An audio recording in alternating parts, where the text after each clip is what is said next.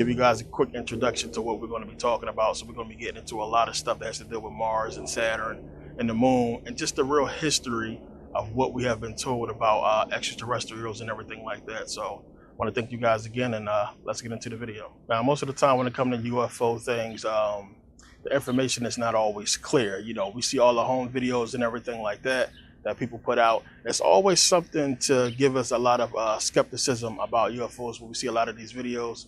So a lot of people don't take it seriously, and we don't always look into extraterrestrial phenomena because a lot of people just classify it as crazy.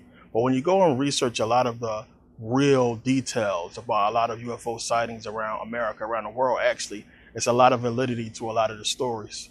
What I was saying before about, you know, the issues with so many people not being able to believe the UFO stuff that's going on and all the phenomena that we've seen around the world with the sightings and all the pictures and everything, the videos, is what I do with my research is some things that you can look at that you can use to tell what's true and what's not true.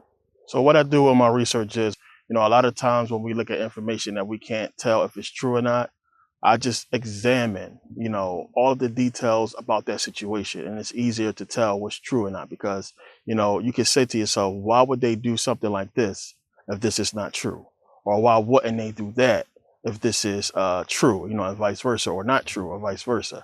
So this is how I approach a lot of my research some of the time. Sometimes you can see something that tells you a lot, actually speak louder than words. So it's like, why do you do this, or why hide this, or why put this here if this is not true? This is some of the things we're going to discuss in this film, things that the government do and has done that really alludes to there being a really huge UFO phenomenon. It's not always easy to look at what we read and what we hear about UFOs, about Mars, about the moon and Saturn, and to, you know, honestly take it as actual fact. So, you know, TV is one of the reasons why we can't do that. And it's just a lot of things sound so far-fetched, and we've been dumbed down by TV not to accept things as proof, as fact.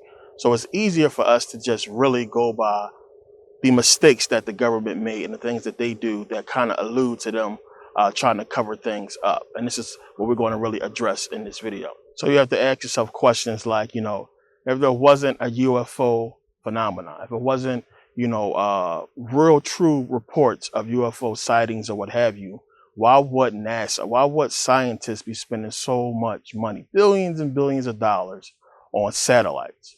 You know, it costs millions of dollars to keep these satellites working, you know, a year, millions of dollars. And it costs, you know, even more money for them to be built. And it's not so much that it's just America, because you got to remember, we had these satellites, you know, some of them since the 70s.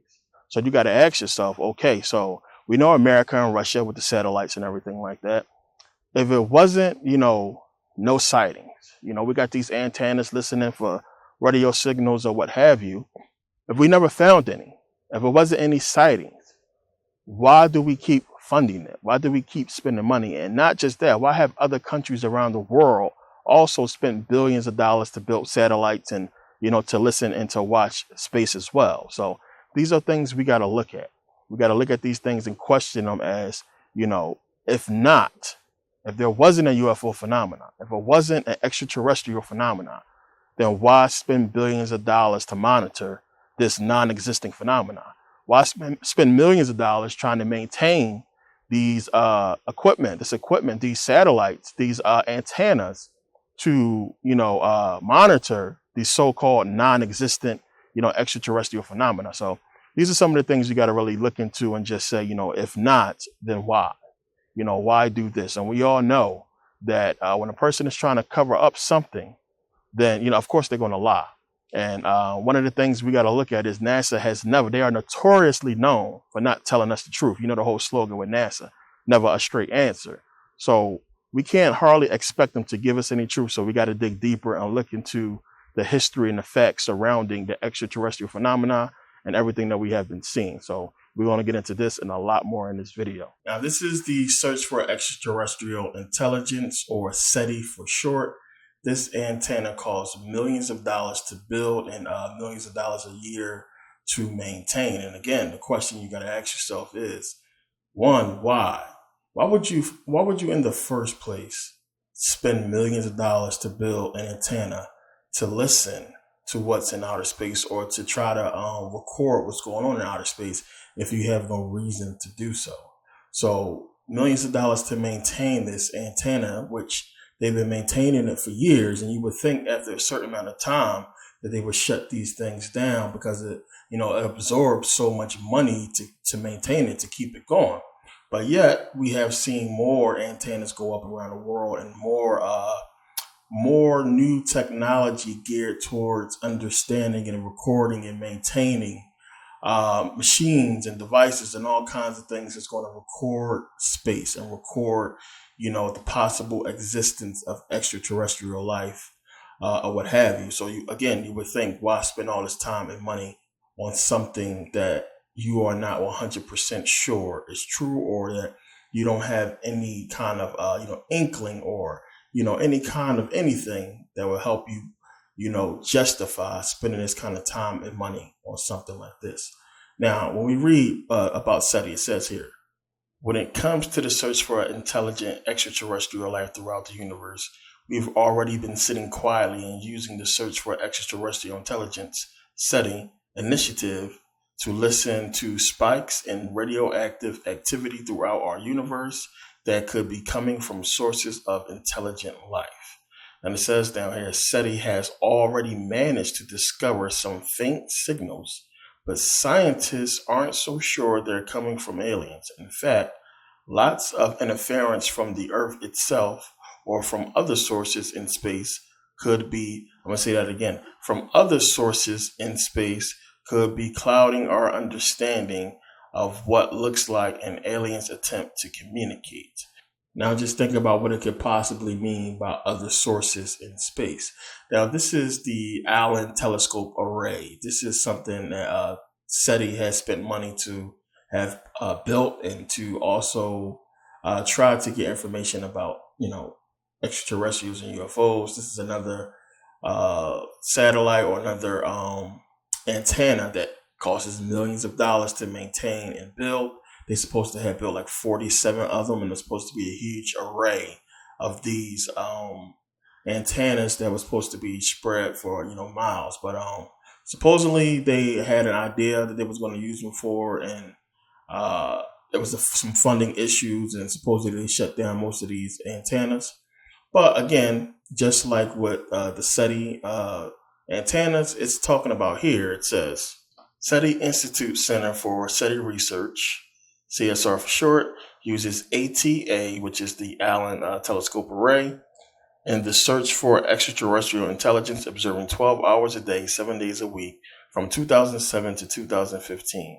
ATA has identified hundreds of millions of technological signals. See that again. ATA has identified hundreds of millions of technological signals so far.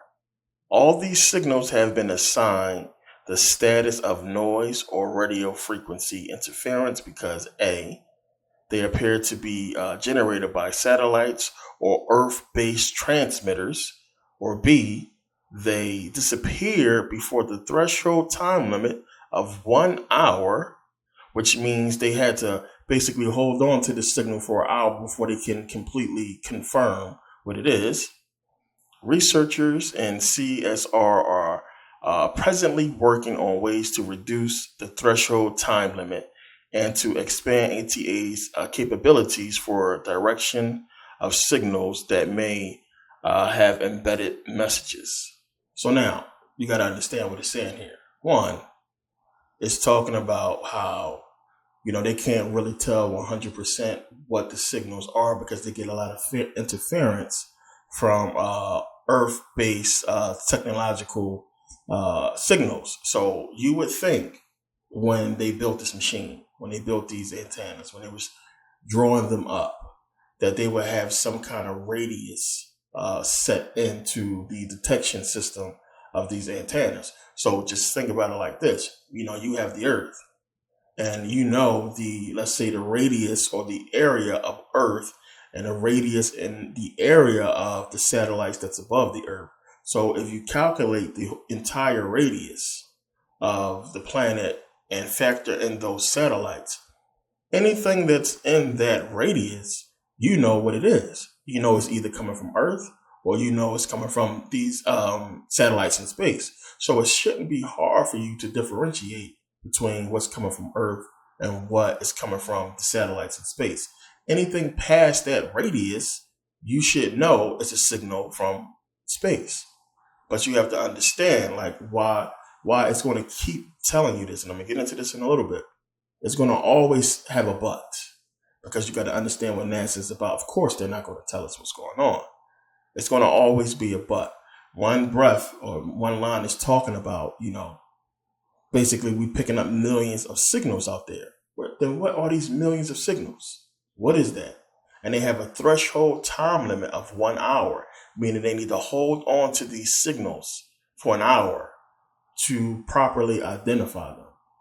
That's something that's suspect. And to me, if you hold on to a signal that seems to be a radio signal from somewhere else and you hold on to it for 10 minutes, that should tell you right there that it's definitely, something from probably extraterrestrials or something that is man-made or artificial, I should say.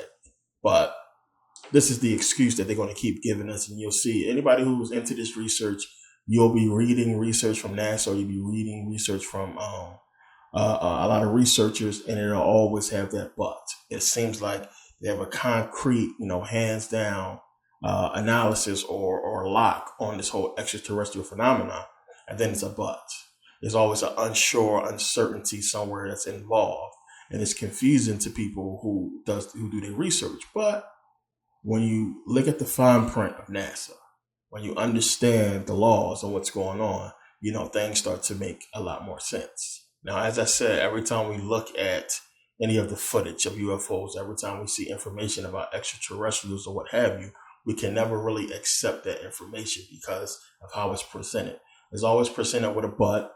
It's always presented with an asterisk or something like that, or it's not 100% certain. And as I said, because of television, we are desensitized basically to the prospect or the possibility of UFOs or what have you. So again, a lot of people look at the news, and if the news ain't talking about it, if the news is not saying that it's true, then we just, we leave it alone. So when you see these videos and when you see people talking about extraterrestrials, we say, well, if it was real, the news would have shown us or said something about it. And we have to realize that the people who want to keep this information away from us own this whole news media, as I always talk about. So now what we have to understand is, even if they found 100% proof of extraterrestrials, they have already taken care of the media. One, they own it. But they have already put into law that even if researchers or scientists or what have you find this information, if you control the media, the major means of putting out information to the masses of people, then the masses are not going to get it. You can put it on YouTube, you can put it online all you want. It will be accepted as bullcrap or will be suspect just like every other video. And that's the whole thing with the internet. You can put something out that's 100% true. Because it's on the internet and because mainstream media is not talking about it, because mainstream media has earned the trust for some reason of, Americans and people around the world that just believe the media about everything. The media is not saying it. It can't be true. It can't be possible. Then it's easy for them to basically hide everything and to have us really skeptical about anything involving extraterrestrials or UFOs. So one, you have to understand the laws. You have to understand what they have put in place to basically tell us, one, that they're never going to tell us the truth, and we're never going to know the truth. All this NASA stuff and everything that they're talking about is just smoke and mirrors, and it's all geared towards, one, them doing their research and doing what they want to do as far as space exploration, and then telling us what they want us to know, or telling us nothing at all. But I want you to take a listen to Richard Hoagland, and we're going to get into Richard Hoagland a lot in this video, and the stuff he talks about. And a lot of you may have heard of him and seen some of the stuff he has put out. But I want to clarify. Well, I want to give you my stance on what I think of him and his research and everything like that. But I want you to listen to what he's saying, because some of the stuff he said in this video is true. But, the premise of the video, what the video is really about, is bullshit, which we'll get into later.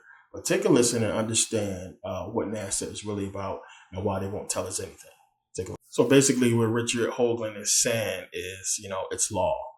So even if they found something that pertains to extraterrestrials and the truth about them, they're not going to tell us because they see us as, children. We won't be able to handle it. It's going to destroy America. It's going to destroy the world if we knew the truth about extraterrestrials. Which tells you, one, why, show to the world that you're going to go to the moon and that you're doing all this stuff with space or what have you. But then you have this law in place saying that we are not going to tell you the truth about anything.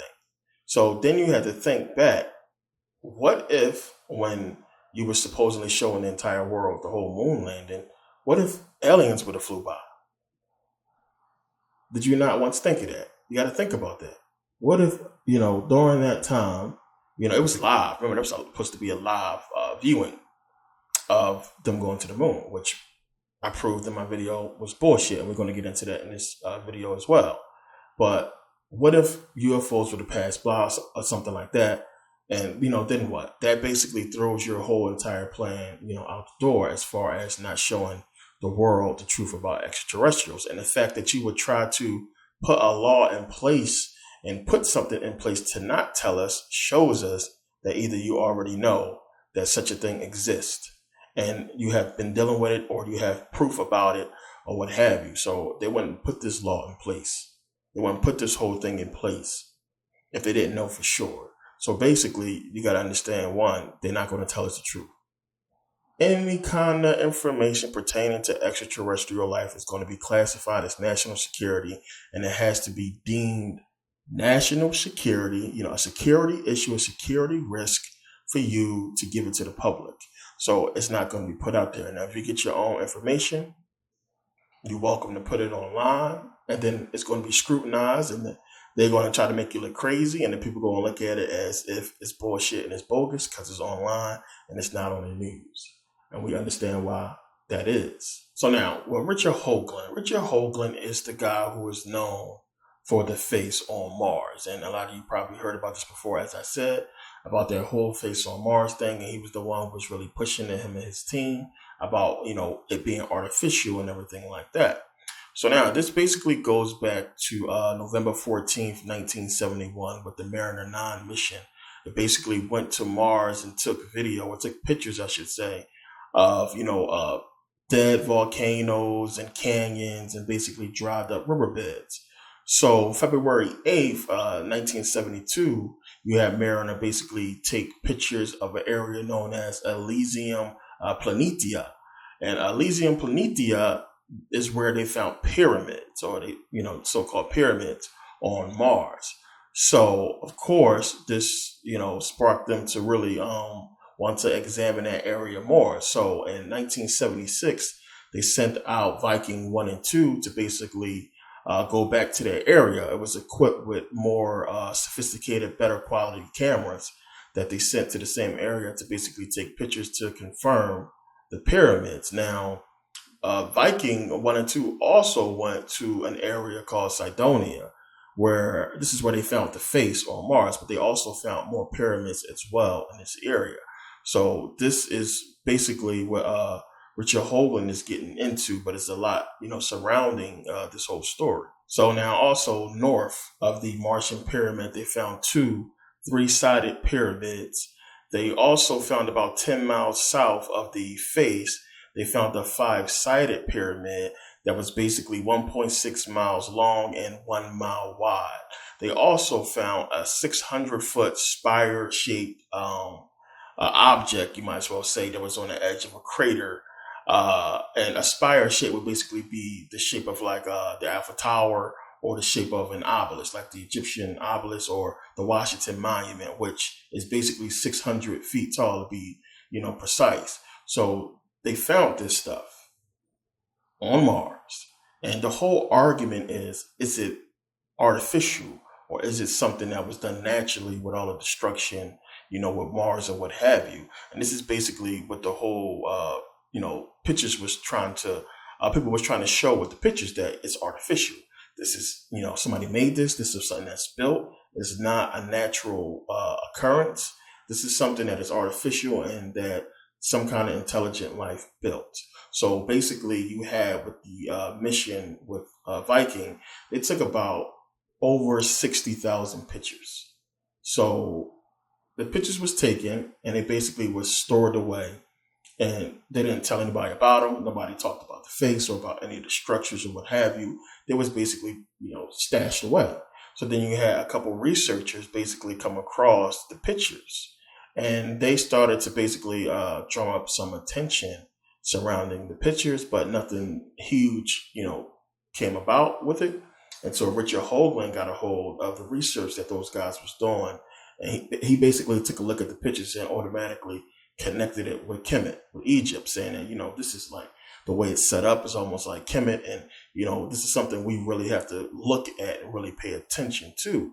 So he basically put together a team of the top best, computer analysts and video analysts and picture analysts and guys who's like at the top of their field at examining pictures and structures or what have you, to the point where they know if they're looking at a picture of something, if it's artificial or if it's something that's done by nature. So Hoagland and his team basically went full steam with this whole thing and examining and analyzing the pictures and basically comparing it with other photos and just, their research on being able to look at a picture and being able to tell if it's a structure, or if it's artificial or natural. So I believe it was 1984 when they basically came to the conclusion that 100% it was artificial. It was an artificial structure that somebody built.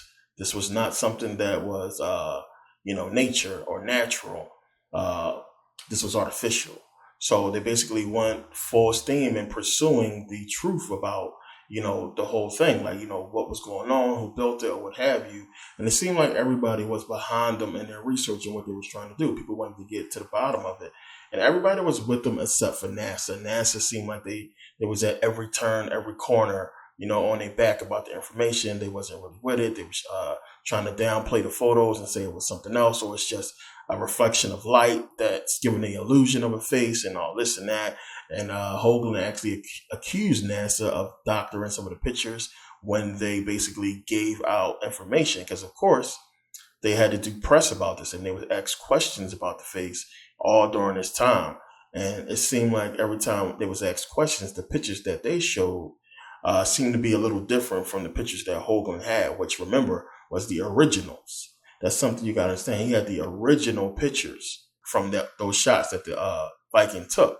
So his pictures was a lot more clear. And everybody knows when you keep making copies, of a picture, the more copies you make, the more bad the image becomes. The closer you are to the original, is you get a better quality shot of the photo. And that's something you got to really remember when you do research on this specific subject, because of what we're going to get into later. So, everybody seemed to be with Hoagland and his team. You had Congressman Robert A. Rowe, who basically was a congressman, and he basically was on a committee that worked with NASA. So he was really with Hoagland and his team. He was really interested in their information, and he basically said, "I'm going to do whatever I can, give y'all 100% back, and whatever I can do to get to the bottom of this." So it was kind of weird to Hoagland and his team, because, they like, well, this dude works with NASA. He's on a committee that basically works with NASA. So NASA's kind of against it. So it's kind of weird that he's trying to help us out. But then, later out of the blue, he basically resigned his position, but he kept his position on the committee.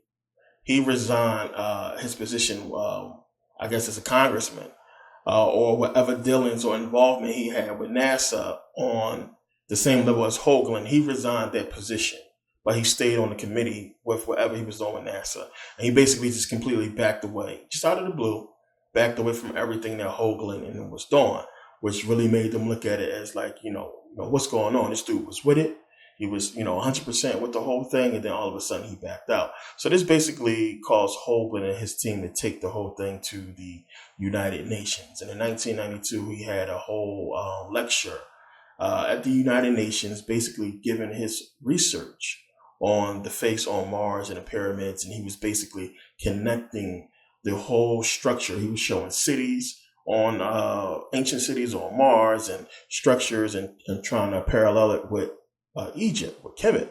So this was huge. And you got to think about once the United Nations we're talking about.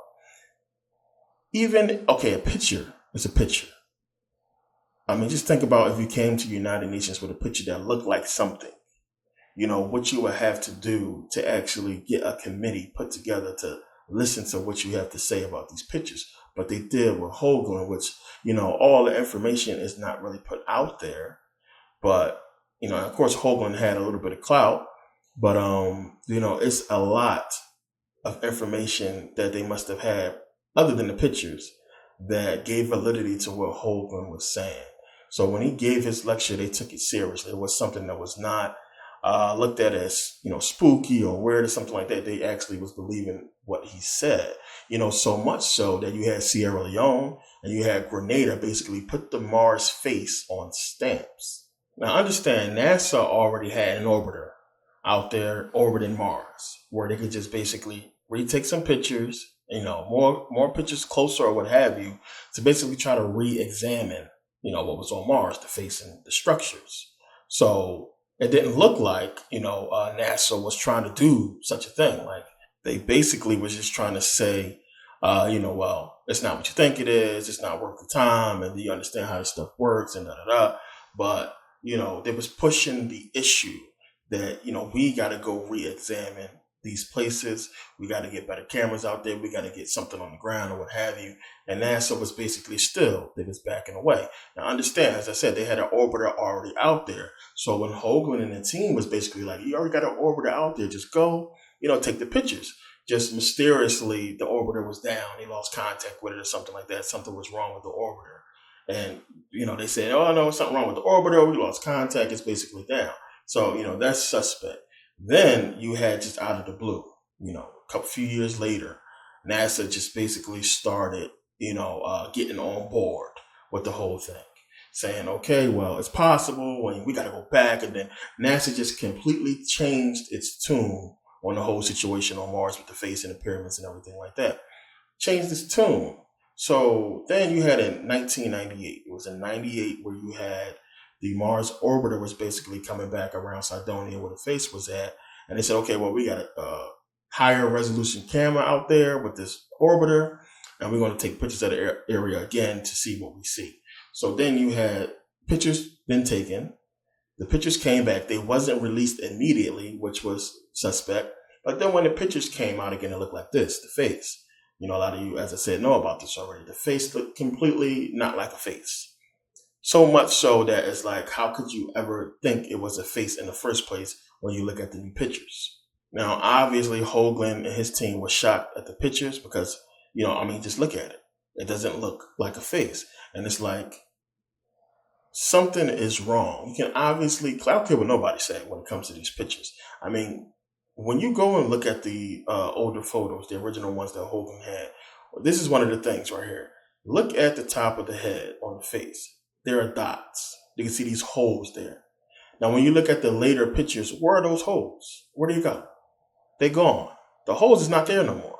And one of the reasons why the holes was so, you know, telltale is because people was looking at the face as a hockey mask. People was like, oh yeah, the holes make the face look like a hockey mask, and people made the face with a Jason body and stuff like that. A lot of people were saying it's a hockey mask on Mars. This is what the public was saying about the face when a lot of people was looking at it. Those holes was something that everybody was talking about. Then when you look at the later pictures or the supposedly higher resolution shots, where are those holes? They're gone. Now, there's nothing that you could mistake on the new pictures as being holes. So what is that whole thing about? Which NASA doesn't really address. What it's about. Then when you look at the little carving on the side of the face, you know, it's not what you got to understand. They took angles. It's a couple shots of this face, and in every angle, it looks like a face. But when these new pictures come back, it does not look like a face at all. It look like something defaced to face. So this is what Hoagland was basically saying. He was pushing it like, you know, something is up. NASA either doctored the pictures or they went there and defaced the face or something like that. And it was something that a lot of people who was on board with the whole thing in the beginning, basically left it alone, saying, okay, well, we was wrong. And okay, it could have been shadows.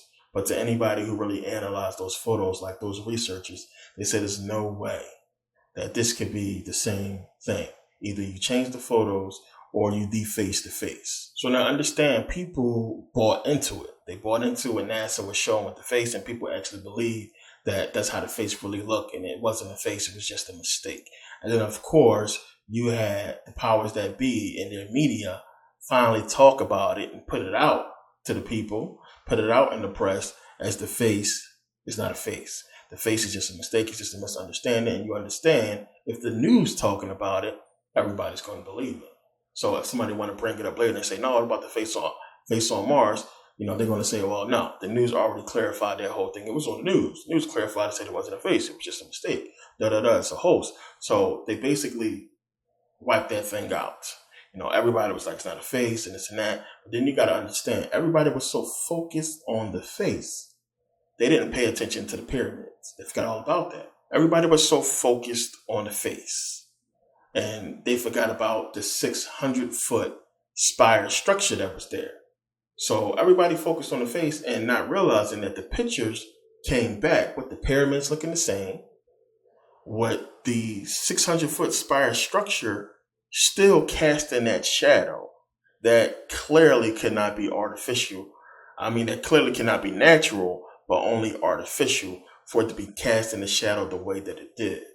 Now, this is the thing. When they did more research into that area, the original 1976 mission of Viking, they found that the Viking orbiter, when it got to that location where the 600-foot spire structure was at, the orbiter snapped 4 rapid pictures in succession.